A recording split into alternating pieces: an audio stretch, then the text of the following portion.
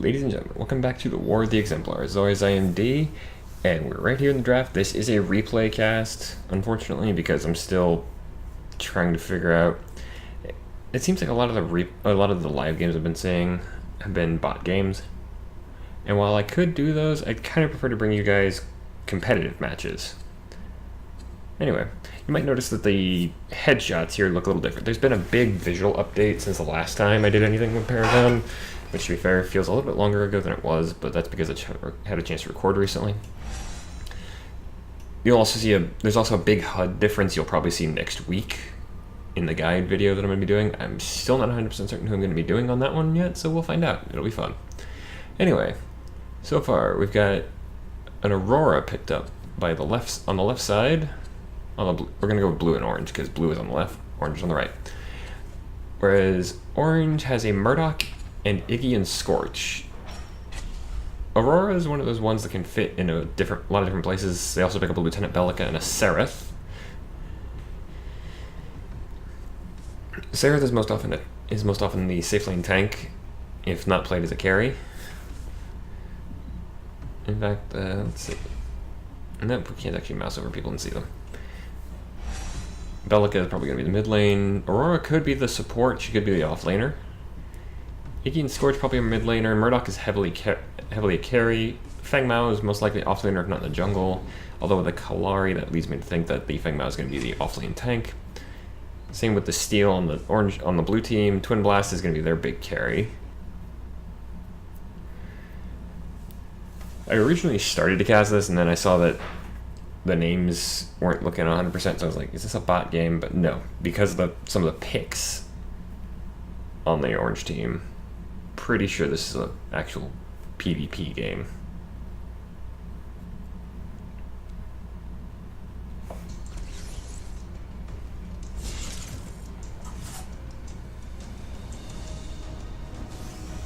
Alright, so this game's about 17 minutes. Not a very long one.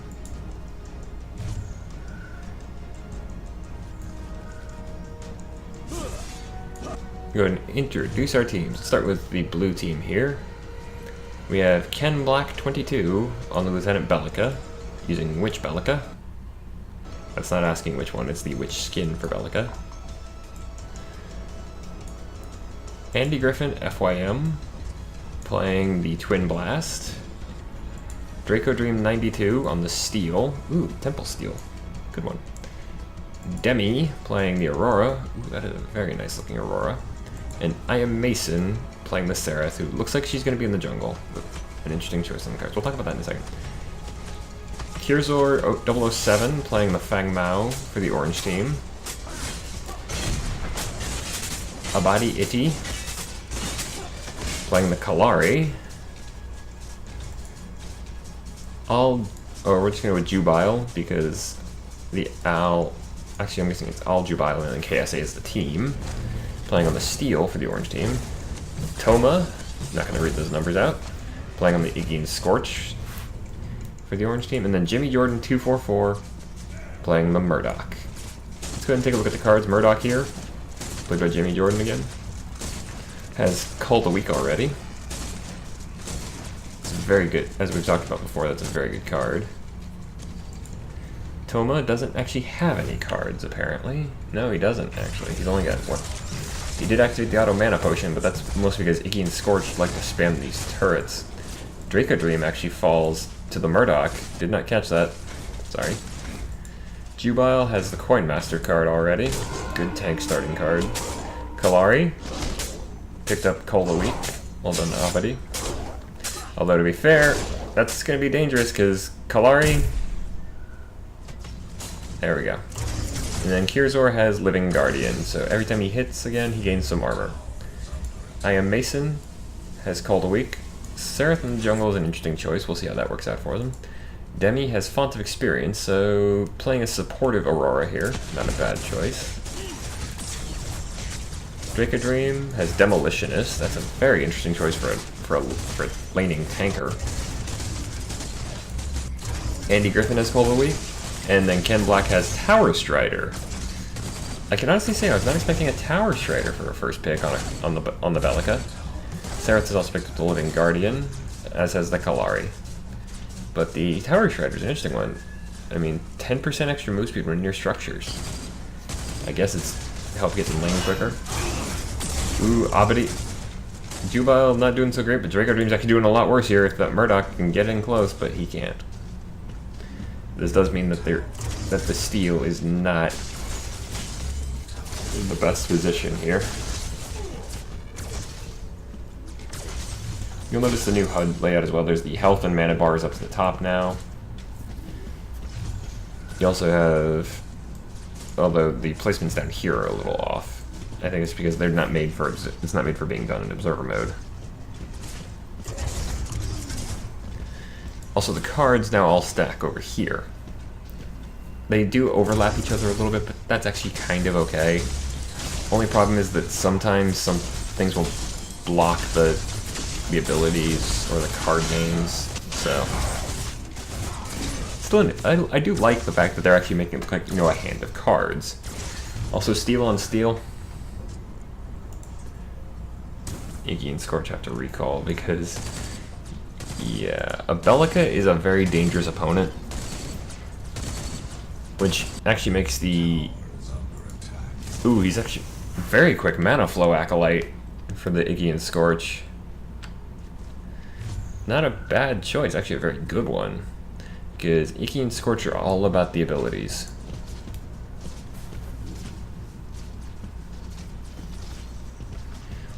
So far, the first one to hit 5 and be ready for an ultimate is Ken Block 22 on the Belica. Draco Dream he's staying in lane. What he's trying to do here is earn himself up to level 5 so he can get his ultimate ready. Steel's ultimate is an interesting one. I don't know much about Steel though, because I haven't played him that much. I'll be honest here, I find Steel kind of boring to play. But a good Steel is actually a very good very good character to have in your team, so he's not a bad character, I just do not enjoy playing him personally.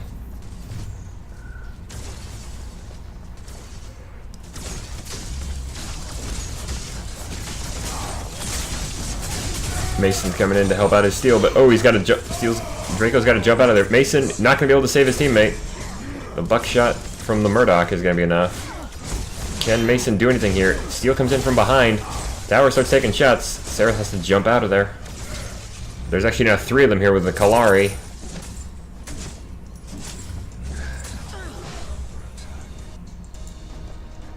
think we're back here. No.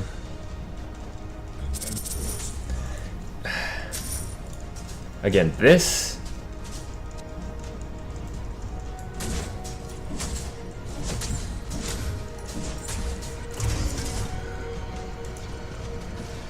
Okay. This needs to be fixed. Alright, we're just going to stick from right here. Because I think, yeah, this is about where we were.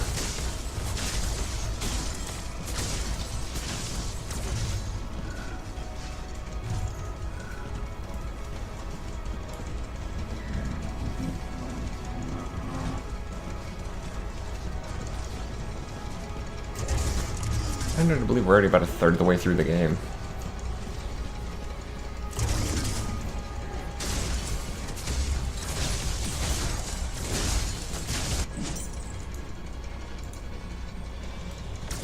Yeah, okay, we're right about where we were. Jubile will be coming up here in the river.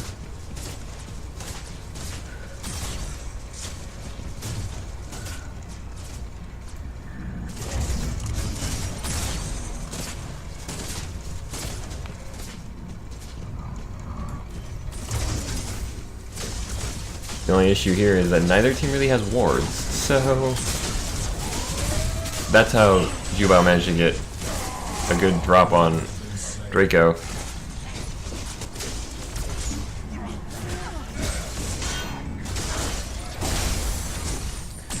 Sereth does jump out of there, like I said, and then Kalari, we didn't expect the Kalari to come in. See how she goes for this. Oh, she does attack and takes a chunk of damage from the turret, but Mason staying alive takes a single final hit from Jubile to get that kill.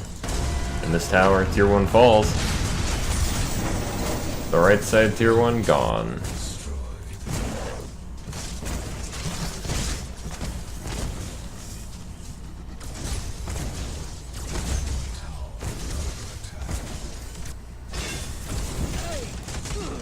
Here's where we're going toe-to-toe with Andy Griffin.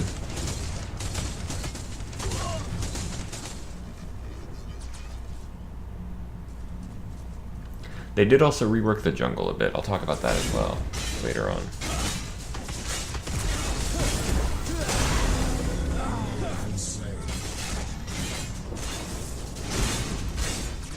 Andy Griffin does finally fall to Kirzor. This is why you don't overestimate how much health you have, especially against somebody like Fang Mao, who can jump you pretty heavily. An Invader Mage picked up for Ken Black on the Bellica. Interesting choice. Andy Griffin switched up to Guard Piercer. Kalari using her ultimate there. Good throw onto Ken Black. Long arm of the law comes through from the Murdoch. Not gonna land though. Abadi's still going for this. Does get the kill, but that was a bold kill to go for.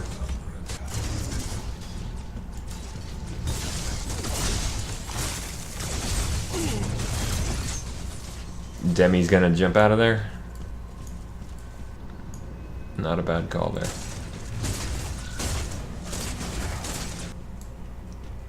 Abadi coming up behind. Invisible Kalari is dangerous Kalari. Dodges the ice ring.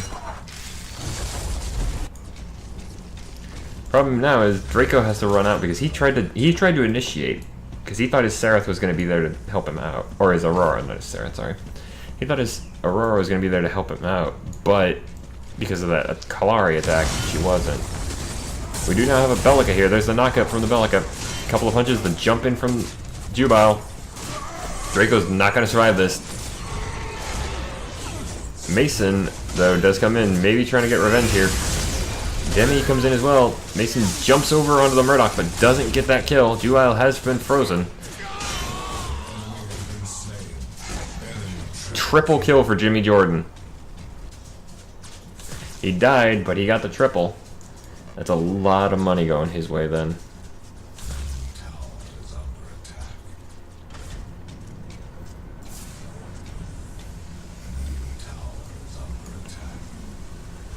Jubile surviving that is really a big deal, though. It would have been bigger if Jimmy Jordan had survived as well, but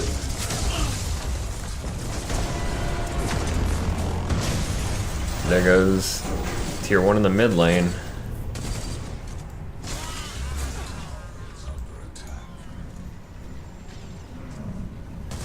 This is not looking good for blue team already. They've lost all of their tier 1s.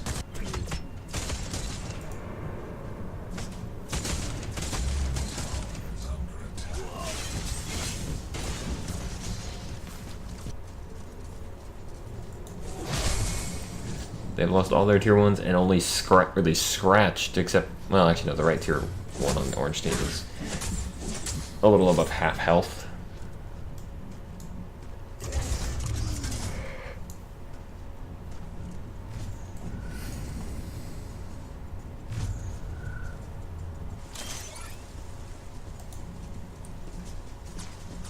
Heavy hitter and call to weak up on Jimmy Jordan now. Long arm of the law there. Is he gonna take the shot? Yeah, he is, but he doesn't land it. Does it to knock away Demi with the shotgun blast. Meanwhile, Andy Griffin falls to Abadi. Jimmy Jordan fighting Aurora and Sarah at the same time, so props to him for that, but he's not gonna live through this at this rate. Nope. The ice ring is gonna come out, and Demi gets that one.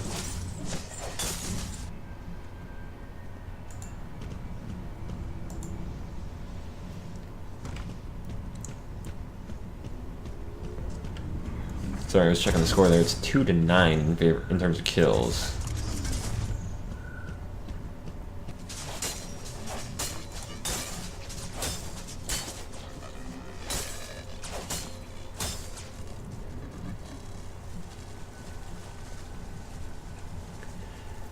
Demi has actually picked up quite a few cards, already up to, it had the Font of Experience and already moved on to Advanced Evolution and the Invader Mage.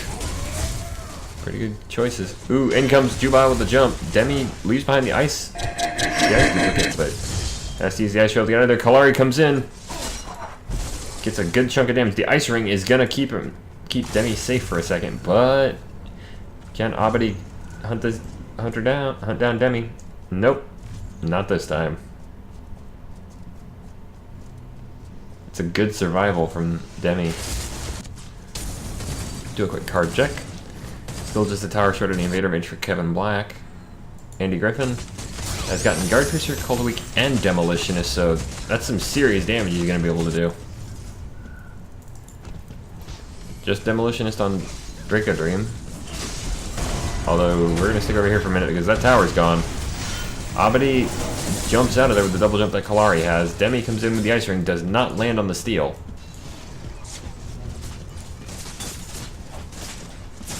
Ken Black is behind them. This is a good time to initiate. You have the numbers. Jimmy Jordan takes a huge amount of damage from the Bellica. Ken Black, they're chasing. They want Jimmy Jordan down. The long arm of the law comes off, but not going to be enough to dissuade them. They're going to get that kill. Anyway, Demi, like I said, Font of Experience, Mana Flow Octai, and Invader Mage, all good cards. I am Mason up to Living Guardian, Zandspeeder, and Guard Piercer, so very quick initiator build. Haven't seen much out of Kirzor recently. Living Guardian and Guard Piercer, but he's already up to level 10. He is, let's see. Yeah, Kirzor is actually the highest level in the game. Something to be said for being the quiet farmer. Abadi has Heavy Hitter and Living Guardian, so she hits you very hard, and you don't hit her quite as hard after she does, so that's a very good combo. Jubile has picked this Possessed Strike in. A little bit of extra power. Actually, quite a bit of extra power and health, but no ability to get rid of it. Toma, who has just helped take down Demi. Protective Sentry and Mana Flow Acolyte. Protective Sentry is a ward, but it also gives you mana regen. And also the ward gives armor to your teammates nearby. And then Jimmy, Cold Weak, and Heavy Hitter.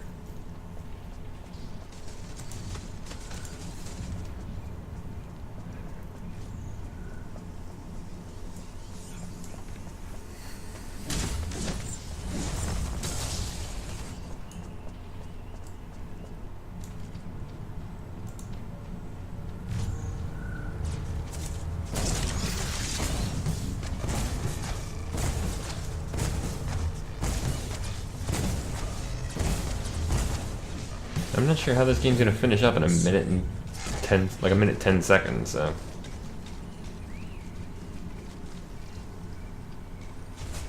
We'll see.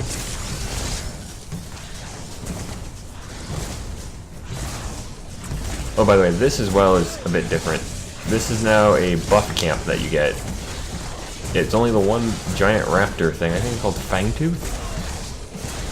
And you kill it and your team gets a buff that's, I think it stacks because there's a counter that each team has. You can see it up here during regular play.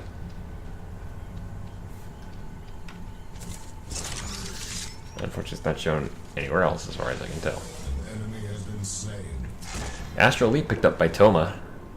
Jimmy Jordan does fall to I Am Mason. What cards does he have? He's also picked up an Overclock Droid, so.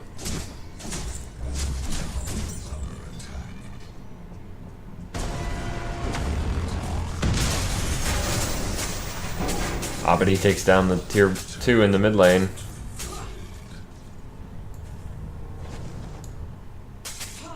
Okay, I think did blue team surrender? I don't know what just happened. Well, yeah, it looks like blue team might have surrendered there, folks. Which is a first for this series. Anyway, if you enjoyed, please like or favorite the video. I'm sorry this one's a little bit weird, but hey, it happens. You can also leave a comment down below if you have anything you'd like to say. If you want me to check out a Paragon match that you played, I'd prefer to cast PvP, but I'll cast a player versus bots game. Why not? Then you can actually, let me show you something here. What you can do, I'm just going to go to a recent game. Just go to a recent game, you go from personal. You go to personal and click on a game. Send me this. Email me this replay ID that you find here. It won't be the same as this one, of course, but send me that replay ID, and I can actually, I'll see about casting a game that that a viewer played. I've got no problems doing that. It's actually quite a bit of fun to do that sometimes. You can send that to the email in the description, or it's the business email listed on my channel. Anyway, folks, I've been D. This was a bit of a short War of the Exemplars today, but hey, that happens sometimes. We'll try again in a couple of weeks. Join me next week for the rise of the next person. I'm not sure who yet. We'll find out. But good night and good gaming.